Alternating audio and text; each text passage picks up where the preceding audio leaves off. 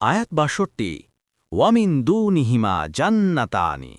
অনুবাদ, এ উদ্যান দুটি ছাড়া আরও দুটি উদ্যান রয়েছে। তাফসির ১ নং ফুটনোটের বিবরণ। মূল আয়াতে ব্যবহৃত বাক্যাংশ হল ওয়ামিন দুনিহিমা জান্নাতানি। আরবি ভাষায় দুনা শব্দটি তিনটি ভিন্ন ভিন্ন অর্থে ব্যবহৃত হয়। ১ ব্যতীত অর্থে, ২ কোনো জিনিসের নিকটে হওয়া অর্থে বা কোনো উঁচু জিনিসের তুলনায় নিচু হওয়া অর্থে, ৩ কোনো জিনিসের নিকটে অর্থে, ৪ কোনো উত্তম ও উৎকৃষ্ট জিনিসের তুলনায় নিম্নমানের হওয়া অর্থে। অর্থের ভিন্নতার কারণে বাক্যাংশের অর্থ নির্ধারণেও ভিন্ন ভিন্ন মত এসেছে। প্রথম অর্থ অনুসারে কোনো মুফাসসির অর্থ করেছেন, এ দুটি বাগান ছাড়াও প্রত্যেক জান্নাতীকে আরও দুটি বাগান দেয়া হবে। দ্বিতীয় অর্থ অনুসারে কোনো মুফাসসির এর অর্থ করেছেন, আগের দুটি জান্নাতের থেকেও আল্লাহর আরশের নিকটে তাদের জন্য আরও দুটি জান্নাত থাকবে। তৃতীয় অর্থ অনুসারে আয়াতের অর্থ হবে, উল্লেখিত জান্নাত দুটির কাছেই আরও দুটি জান্নাত থাকবে। তখন জান্নাত দুটির কোনোটিকে অপর কোনোটির অপর শ্রেষ্ঠত্ব বোঝানো হবে না। চতুর্থ সম্ভাবনা হচ্ছে, এ দুটি বাগান ওপরে উল্লেখিত বাগান দুটির তুলনায় অবস্থান ও মর্যাদায় নিম্নমানের হবে, অর্থাৎ পূর্বোক্ত দুটি বাগান হয়তো উচ্চস্থানে হবে এবং এ দুটি তার নিচে অবস্থিত হবে, কিংবা প্রথমোক্ত দুটি বাগান অতি উন্নত মানের হবে এবং তার তুলনায় এ দুটি নিম্নমানের হবে। প্রথম তিনটি সম্ভাবনা মেনে নিলে তার অর্থ হবে, ওপরে যেসব জান্নাতীদের কথা বলা হয়েছে অতিরিক্ত এ দুটি বাগানও হবে তাদেরই।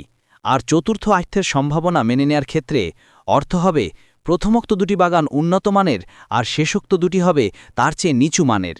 এ হিসাবে অনেকেই প্রথম দুটি জান্নাতকে মুকাররাবিন বা আল্লাহর নৈকট্য লাভকারী বান্দাদের জন্য এবং পরবর্তী দুটি জান্নাতকে আসহাবুল ইয়ামিনদের জন্য বলে মত দিয়েছেন। এ অর্থের সম্ভাব্যতাটি যে কারণে দৃঢ় ভিত্তি লাভ করছে তা হল, প্রথমোক্ত জান্নাতে যা বলা হয়েছে শেষোক্ত জান্নাতে তার থেকে কিছু কম বর্ণনা এসেছে। বেশি দেওয়ার পর কাউকে কম করে দেওয়ার অর্থ হয় না। তাই এর দ্বারা দুদল মুমিনকে দুটি ভিন্ন ধরনের জান্নাত দেয়া হবে বলাই অধিক গ্রহণযোগ্য।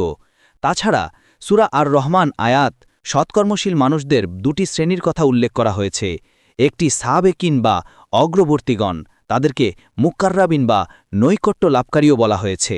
অপরটি আসহাবুল ইয়ামিন, তাদেরকে অন্যত্র আসহাবুল মাইমানাহ নামেও আখ্যায়িত করা হয়েছে। সুতরাং তাদের উভয় শ্রেণীর জন্য দুটি আলাদা বৈশিষ্ট্যের জান্নাতের কথা বলা হয়েছে, এটাই বেশি যুক্তিযুক্ত। এই দ্বিতীয় অর্থটির সপক্ষে একটি হাদিসের ভাষ্য থেকে আমরা প্রমাণ পাই, যাতে জান্নাতের বিবরণ এসেছে। বলা হয়েছে, দুটি জান্নাত যার পান আহার ও অন্যান্য আসবাবপত্র সবই হবে রৌপ্যের, আর দুটি জান্নাত যার পান আহার ও অন্যান্য আসবাবপত্র সবই হবে স্বর্ণের।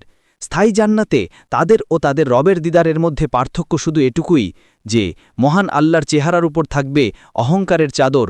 বুখারী মুসলিম আশা রাজিয়াল্লাহু আনহু ও আশা রাজিয়াল্লাহু আনহু থেকে বর্ণিত আছে যে রাসূলুল্লাহ সাল্লাল্লাহু আলাইহি ওয়াসাল্লাম বলেছেন, প্রথম দুটি মুকাররাবিন বা নৈকট্য লাভকারীদের জন্য আর শেষ দুটি জান্নাত আসহাবুল ইয়ামিনদের জন্য।